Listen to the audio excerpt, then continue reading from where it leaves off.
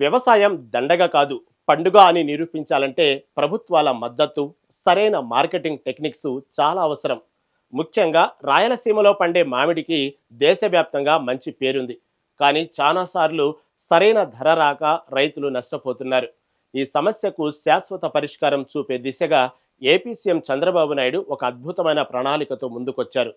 డోన్ బహిరంగ సభలో మాట్లాడిన సీఎం రాయలసీమను ఒక గ్లోబల్ హార్టికల్చర్ హబ్గా తీర్చిదిద్దుతామని హామీ ఇచ్చారు. పండ్లకు కవర్లు తొడిగే అధునాతన విధానం ద్వారా క్వాలిటీ పెంచి అంతర్జాతీయ మార్కెట్లో ఎలా అమ్ముకోవచ్చో స్వయంగా రైతులకు వివరించారు.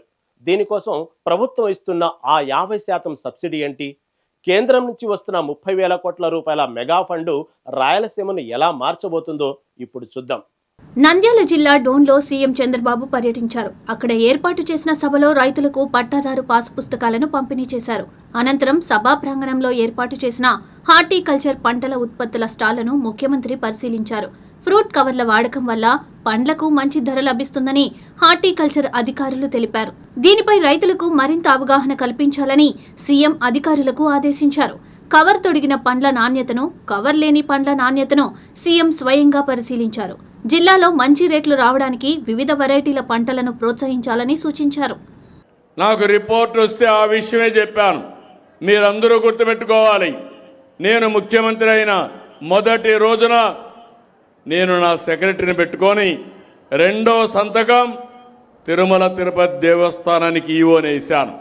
ఎందుకు వేశానంటే ఎక్కడ చూసినా ఆరోపణలు, పవిత్రత దెబ్బతినింది, కలుషితమైన ప్రసాదాలు తయారు చేశారు. అవి చూసిన తర్వాత నేను వెంకటేశ్వర స్వామి భక్తుణ్ణి, మీరు గుర్తుపెట్టుకోవాలి. దానికి కారణం నేను తీవ్రవాదులపైన పోరాడాను, ముఠా నాయకులపైన పోరాడాను, మత విద్వేషాలు రెచ్చగొట్టే వాళ్ళపైన పోరాడాను, రౌడీల్ని ఎక్కడ కూడా రోడ్డు మీదకి రానియకుండా చేశాను. ఇక్కడ ఈ రాష్ట్రమే సమైక్య ఆంధ్రప్రదేశ్ చేశాను. అప్పుడు తీవ్రవాదులు నా మీద కోప్పడి 23 క్లేమోర్ మైన్స్ ని అలిపిరిలో నా పైన ప్రయోగించారు. సాక్షాత్ వెంకటేశ్వర స్వామి దిగొచ్చి నాకు ప్రాణభిక్ష పెట్టాడు, కానీ లేకపోతే జరిగేది కాదు. కొన్ని లక్షల మంది తీవ్రవాద సమస్యతో చనిపోయారు, వాళ్ళు చనిపోయారు. 30 ఏళ్లకు మునుపు నేను పోరాడాను. ఈరోజు వాళ్లే సరెండర్ అయిపోయే పరిస్థితికి వచ్చారు. తీవ్రవాద సమస్య పరిష్కారం అయ్యే పరిస్థితి వచ్చింది. తిరుపతిలో లడ్డు కల్తీ, మద్యం విషం, ఇంకో పక్క భూములని కబ్జా ఎక్కడికక్కడ చేస్తూ ఉంటే అవన్నీ ప్రక్షాళన చేయడానికి నాకు సమయం అంతా సరిపోతా ఉంది.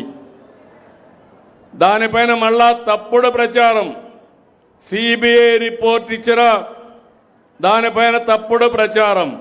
నేను ఒకటే చెప్తున్నా, వెంకటేశ్వర స్వామికి అపచారం చేస్తే, వెంకటేశ్వర స్వామిని అపవిత్రం చేస్తే నేను ఎట్టి పరిస్థితుల్లో ఉపేక్షించనని మరొక్కసారి మీ అందరికీ హామీ ఇస్తున్నా. నేను చెయ్యను, వేరే వాళ్ళని చేయనీయను. ఇప్పుడు మీరు చూస్తున్నారు, తిరుమల లడ్డు పైన రాజకీయం చేస్తారు. ఏదైతే జరిగిందో దాన్ని కప్పిపుచ్చుకోవడానికి ఎదురుదాడి చేస్తారు. ఇది వాళ్ళ విధానం అని చెప్పి కూడా నేను మీకు తెలియజేస్తున్నా. నేనే ముఖ్యమంత్రి ఆ రోజు 2019 ఎన్నికల కంటే ముందు నిద్రలేశాను. నిద్రలేసి టీవీలో ఒక వార్త వచ్చింది. ఆ వార్త పాపం వివేకానంద రెడ్డి ఆత్మహత్య, గుండెపోటుతో చచ్చిపోయాడని. నేను అది చూసిన తర్వాత నాకు అనిపించింది, రే పాపం వివాదాలు లేని వ్యక్తి చనిపోయాడని నేను కూడా అన్నాను. మధ్యాహ్నాలకు అది అందరూ అదే నమ్మారు. మా పోలీసుని మేనేజ్ చేశారు. ఇప్పుడే మా ఆర్టీఓ చెప్తున్నాడు అది కావాలని చేశారని చెప్తే, కాదు అది అసైన్మెంట్ భూమి అని ఆయన చెప్పే, అంటే డెప్త్కు పోయలేదు నాకు తెలియదు. అదే మరిగా ఆ రోజు చెప్పారు. గుండెపోటుతో చనిపోయాడని నమ్మించారు. అక్కడుండే అధికారులు మేనేజ్ చేశారు. మేనేజ్ చేసి ఎంత దారుణంగా చంపారో మీరు చూశారు. ఆ రోజు సునీత ఆ అమ్మాయి అడిగింది, మీరు పోస్ట్ మార్టం చేయండి, నాకు అనుమానం ఉందంటే నేను పోస్ట్ మార్టంకి ఆర్డర్ చేశాను. పోస్ట్ మార్టానికి పోతే తలంతా కూడా గొడ్డలితో విపరీతంగా నరికి ఆ బెడ్రూమ్ అంతా లాగి బాత్రూంలోకి లాగి గోడలు బెడ్ అంతా కూడా కమ్మౌడ్స్ అంతా కూడా బ్లడ్ అయిపోయింది. అది చూసిన తర్వాత అన్ని క్లీన్ చేశారు. మా ఆఫీసరు సాక్షులుగా వాళ్ళకి సపోర్ట్ చేశారు, ఏమీ లేదని. సాయంత్రం వచ్చాడు, ఆ అమ్మాయినే మేనేజ్ చేశాడు. మేనేజ్ చేసి ఏమంటాడు, మా నాన్న లేడు, చనిపోయాడు, ఇప్పుడు మా చిన్నాన్నే పెద్ద దిక్కు, మా చిన్నాన్న కూడా చంపేశారు, నేను అనాథనైపోయాను అన్నాడు. మీరు నమ్మారు, మీరు నమ్ముతారు, మీ మంచితనం అది. నమ్మిన తర్వాత నెక్స్ట్ డే ఏం చేశాడు, నారాసుర రక్త చరిత్రని నా చేతిలో కత్తి పెట్టి ఆయన చేసిన నేరాన్ని నాణ్యతను దోహేశాడు. అది నమ్మారు మీరు.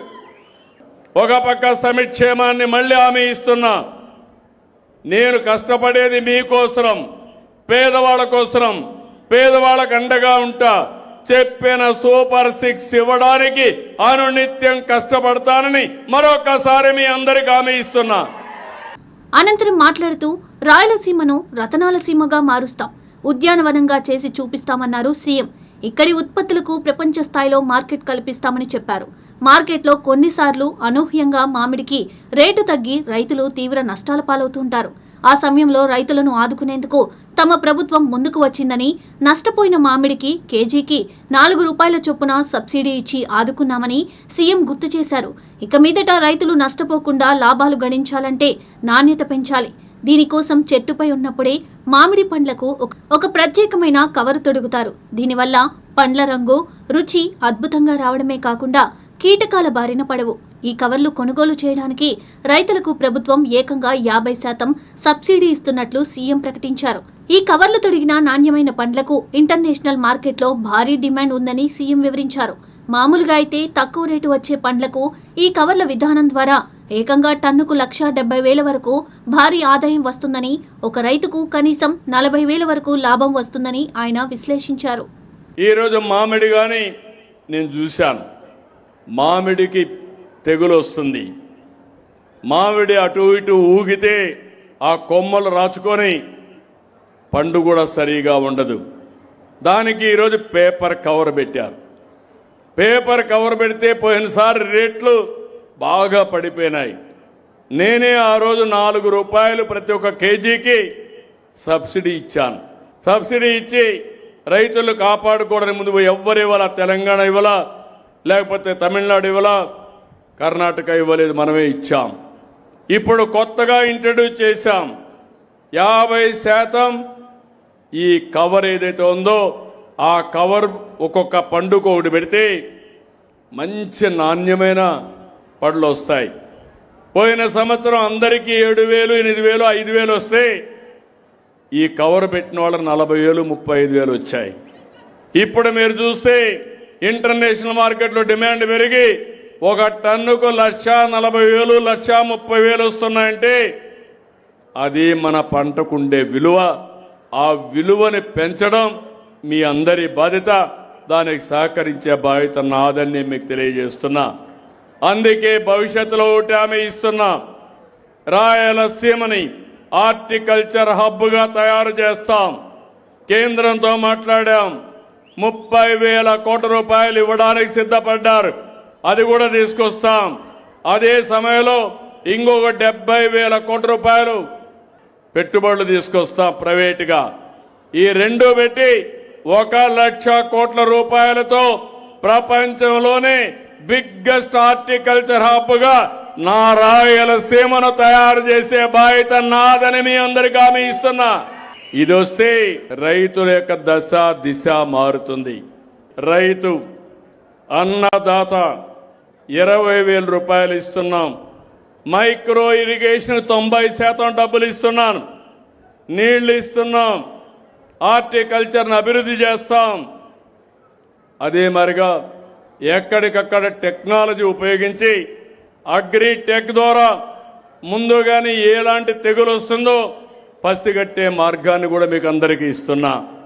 ఇవన్నీ చేసి మీ ఆదాయం పెంచుతాం. రైతే రాజు కావాలి, రైతు అప్పుల పాలు కావడానికి వీలు లేదు. అలాంటి కార్యక్రమాలు తీసుకున్నాను.